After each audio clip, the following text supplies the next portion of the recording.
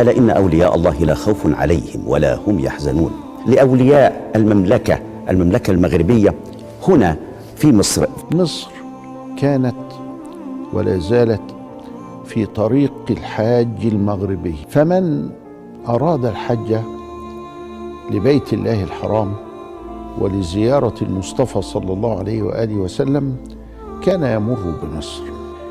المغرب يعدون عندنا أنهم أهل البيت، أهل البيت الذين من الله عليهم بهذه البلاد المباركة، ومن الله عليهم بوصلة شريفة بين المشرق والمغرب.